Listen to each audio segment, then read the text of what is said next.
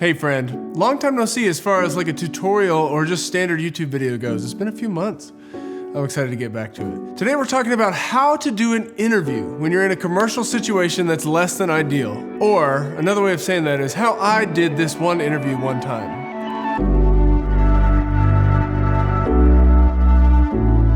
So here's the situation I was faced with. I was shooting a whole bunch of interviews over 2 days in Oklahoma City, and our location was an old church. Inside the sanctuary of this church, it sounded incredibly echoey. It was completely unideal for recording audio. In addition to that, the stained glass throughout this whole church that was beautiful on the outside cast this nasty greenish yellowish hue inside the building. So I was dealing with no real natural light, just this nasty cast of like poop green, honestly. And so how did I deal with this?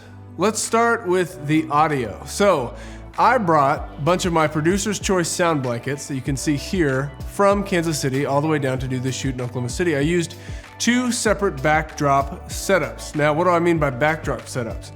Well, these are something you can buy by Impact or other companies out there that make like the double light stand and a crossbar type of thing for hanging a green screen or a muslin behind somebody. And in this case, I have 2 of them. And sometimes I use green screen, but for the most part, I only use them to hang sound blankets. So the backdrop setup, just real quick that I'm talking about, is this one right here. It's made by a company called Impact.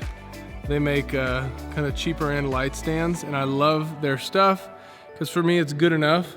I've had some of these for 4 or 5 years and they haven't totally fallen apart, so that's a good thing. I will say, I'm gonna link this particular backdrop setup in the description. The big cross beam at the top is handy because it does just extend within itself. You don't have to use the poles like the old one.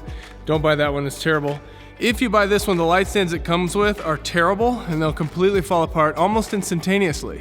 So I would say buy a couple $40 air cushioned heavy duty Impact stands, and I'll link that, and just that crossbar is the part that you'll need. So it's strong enough to hold 2 15-pound producer's choice sound blankets without having too many issues, but you'll probably need sandbags. When you hang a sound blanket, what it does is it helps to insulate the space, absorb some of the sound, and decrease the amount of reflections or echo or reverb that you'll get, increasing the quality of the audio signal. Because when you're recording with shotgun mics, when there's a lot of echo, like there is some echo in this space, it'll come back in an undesirable way into the shotgun and just kind of muddy up your audio and cause a bunch of mess.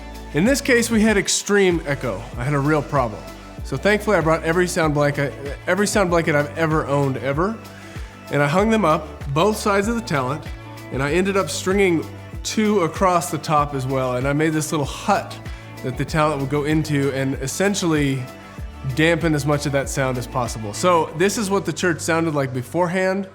Sorry that I'm out of focus in this shot. I was using the C100 without autofocus and I wasn't thinking, but this is what it sounded like on the Rode VideoMic Pro Plus. Okay, so we're in the church that we're filming all these interviews in, and as you can hear right here from me, maybe 24 inches away from this microphone, it's an, it's an incredibly echoey space. I mean, it's a huge church with massive ceilings, big old stained glass windows. There is technically carpet on the floor, but it is not very thick carpet, and there's all these hardwood chairs. So what that does to the sound waves is it just makes them crazy reverberant. Beautiful space to sit in, not a good space to record an interview. And then this is what it sounded like, the talent inside my little cocoon.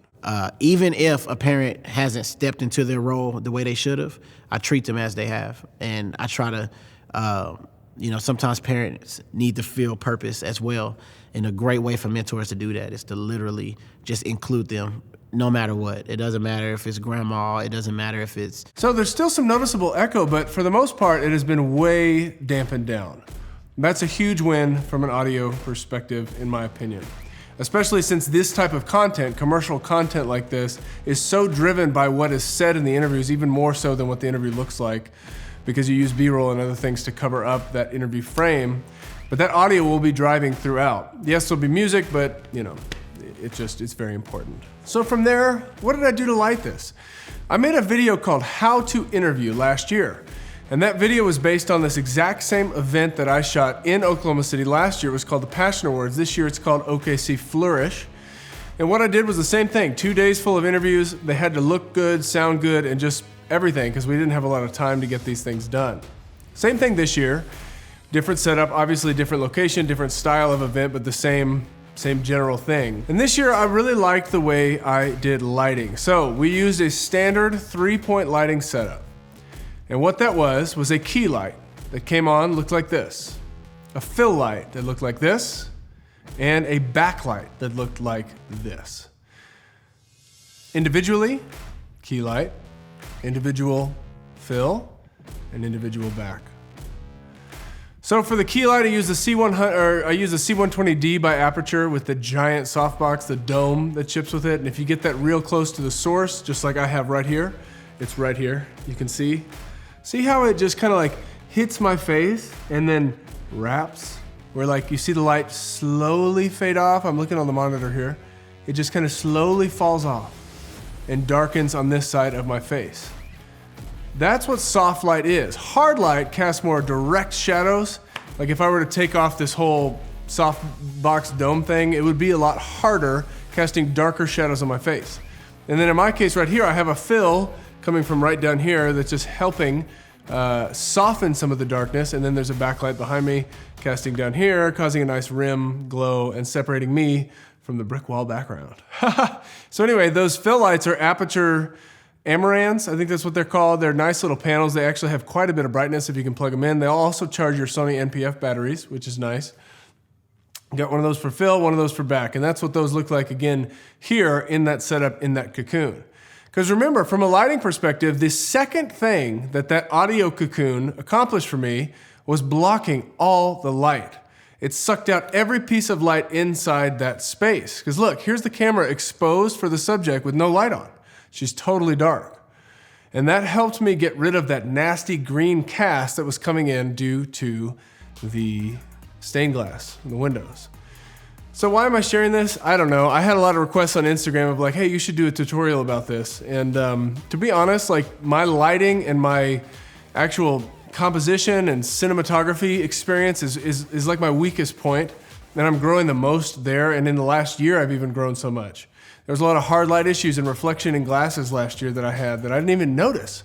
And now I do. Because remember, I was an audio guy first, video guy second. So I guess the whole point of all of this is like, if you want to expand your toolkit to be able to take on unideal situations, invest in some sound blankets. Producer's Choice makes the best sound blankets. They are pricey, but they're good. You can also get away with just buying cheap moving blankets. They're not going to do as good of a job, but I've recommended those in the past and they're better than nothing. At least throw them on the floor if you got a hard concrete floor. Go get those at links below. All the links to everything I talked about is below. So anyway, great to see you all again. I'm excited to get back to regular uploads, and I will see you next week.